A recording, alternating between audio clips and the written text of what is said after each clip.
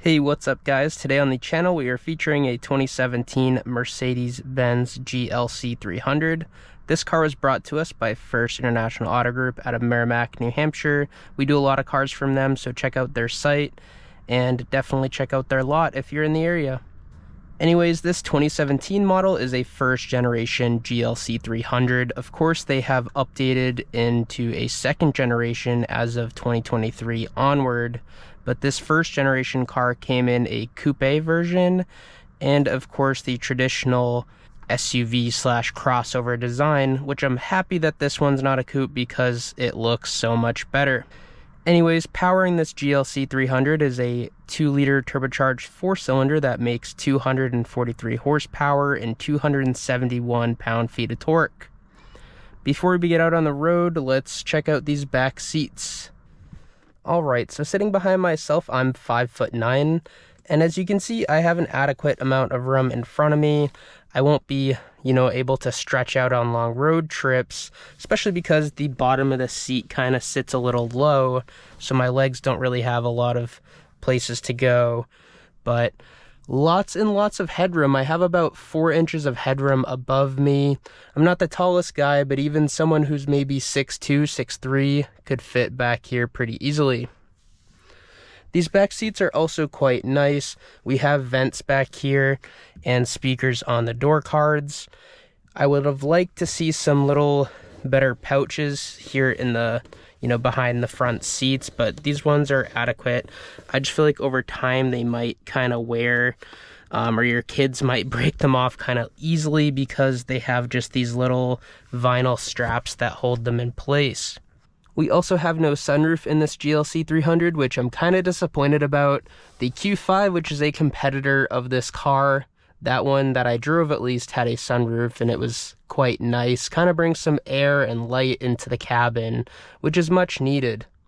And just seeing how this compares in terms of legroom for these back seats compared to the BMW X3 and the Audi Q5, those stats are there for you. Make your own decisions about purchasing these. But I will say if you are in the market for a GLC300, get the sunroof, people. They're awesome.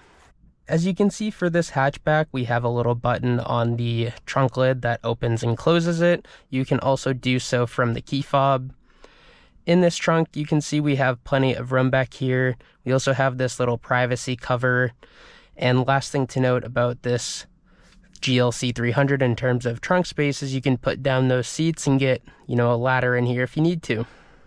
So we have a 4MATIC model here today, which brings an original MSRP of just above $42,000 US. This one with just over 90,000 miles on it at First International Auto Group has a sticker price of $15,000, $777. So pretty good deal for a car that is showing nearly no wear and tear.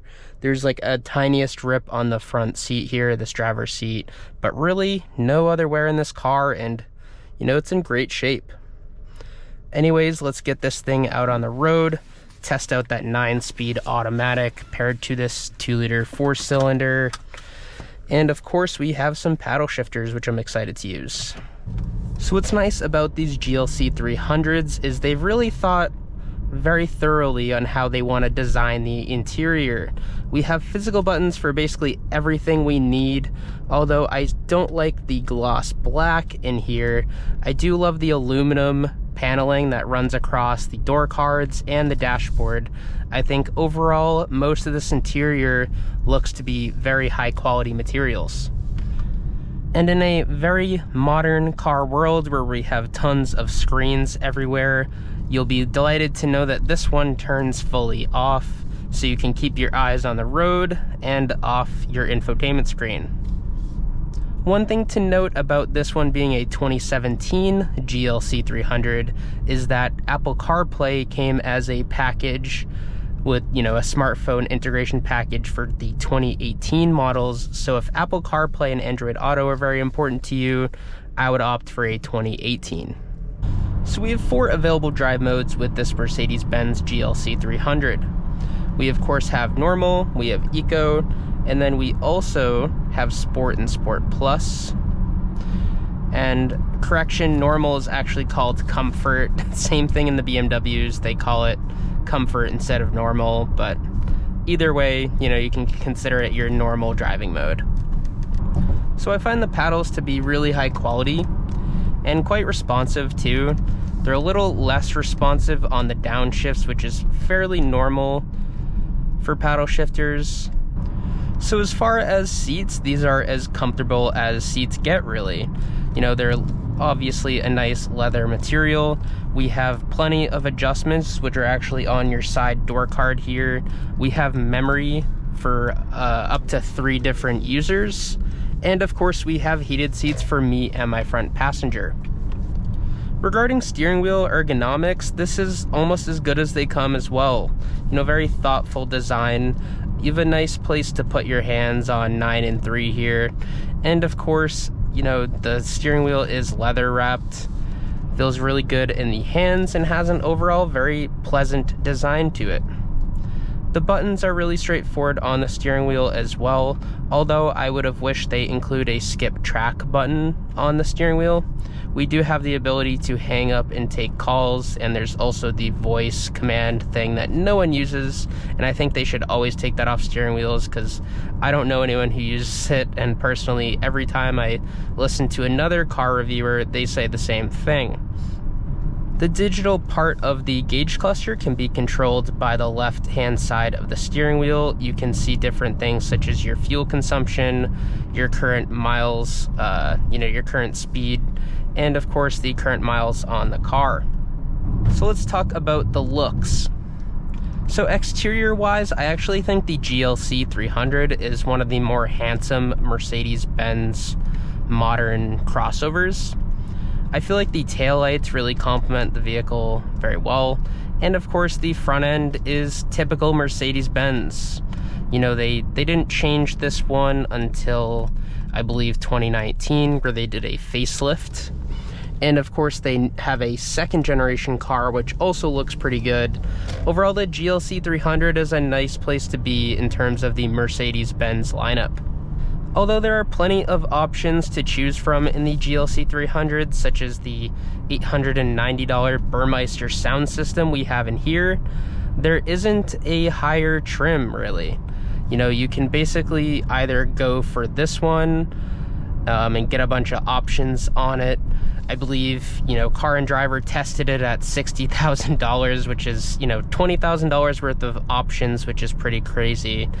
Or you could opt for an AMG variant, such as the GLC 43 AMG, I believe, which features a turbocharged 6-cylinder. Honestly, though, I feel like this car doesn't need any more power. I would have liked some extra options in this one, such as the ventilated seats and the sunroof, but overall it's still a very nice place to be and a pretty well-equipped car at $42,000 brand new. As far as fuel economy, we get about 22 city and 28 highway, which is good and pretty on par with competition. The steering in this GLC300 is pretty good. I will say that even in comfort mode, it's quite stiff. It's really tight. You don't get a ton of road feel. Like, I don't really know where my tires are. And the shape of this vehicle is likely going to be pretty hard to park for an untrained eye. You really definitely have to spend some time in this car to learn, you know, basically the footprint of it. But you know, I still really do like the steering, and it gets even better in Sport and Sport Plus. I will also say that this steering wheel is heated. It has another heated steering wheel control that is hidden. It's behind the steering wheel, along with the ability to move the steering wheel up and down, you know, the telescopic controls of it. So it's kind of funny that, you know, manufacturers such as Mercedes-Benz and Porsche are hiding a feature that is so important to people, especially up here in New England where it gets pretty chilly. Alright, so we are turning onto the worst road in Merrimack, New Hampshire to test out the suspension. Of course, if you don't know the rules, we approach the same road at 20 miles an hour and see how the car performs.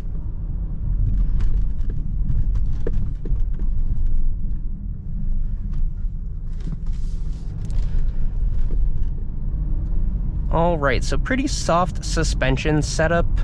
I think these 19-inch rims don't do the car any favors. I feel like you could opt for an 18 or a 17-inch rim, still get a pretty good looking wheel setup while also saving yourself some headaches on really bumpy roads, such as, you know, this worst road in Merrimack, New Hampshire, or maybe if you're commuting to Boston. So this GLC300 has a quoted 0 to 60 time of 6 seconds. I will say it doesn't feel that quick. I know 6 seconds in terms of modern cars isn't the fastest, but you know, for a little crossover, it's pretty good. I think the 9-speed automatic is probably the low point in terms of performance for this GLC300, and I'm hoping that the AMG variant of this car is a little better in that regard, but you know, I haven't gotten to drive one of those yet. I think you can compromise a little bit for it with the paddle shifters, but even with the paddle shifters, the transmission will upshift on its own automatically, and sometimes, you know, you'll miss out on a couple extra 100 RPMs in terms of really revving this Turbo 4 out. But you know, Mercedes really had the focus of this crossover in terms of comfort, space, and quality of materials. And in those three regards, they've hit it out of the park. You know, I think the one area where I would want them to improve on is the width of, you know, this center console here, because it really impacts your ability to stretch out your legs on long road trips. I feel a little squeezed in that regard, but in terms of, you know, the driver's position, the quality and comfort of the seat, my greenhouse in here is pretty good as well, and in the back seats you have plenty of room too. You know, you can get lots of luggage in the trunk and the hatch and have no problem still seating 5. With that being said, I really do think Mercedes has a nice competitor here for the Audi Q5 and BMW X3. The Q5 we drove for the channel was a 2018 and a little better equipped, but this car was a bit faster in terms of performance, whereas that Q5 had some nice options in it, such as the sunroof and nice speaker system too in that one. If I had to choose between a GLC300, the Q5 I drove, and of course the BMW X3 comparatively, I think I would go for the Q5. It's definitely my favorite in terms of styling, and I think the ergonomics were just slightly better than this Mercedes-Benz. I will say the seats in here are way better. I think the seats in most Mercedes-Benz, you're gonna have, you know, basically you're sitting on a couch, right? They have very comfortable seats. They do that part really well. But I think that Q5 is just a nicer all-around vehicle.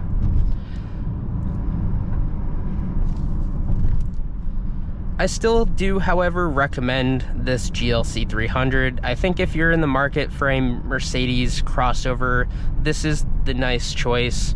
I haven't really driven the other ones, but as far as looks, this one is definitely the most handsome. So if you're not looking for an AMG, if you're not looking for a ton of performance and just want a comfortable, safe, and, you know, nice vehicle with lots of good options, this is the GLC for you. With that being said, thank you all for watching this video. Don't forget to like, don't forget to subscribe, and I will see you all next time on Auto Joe. Thank you. Bye-bye.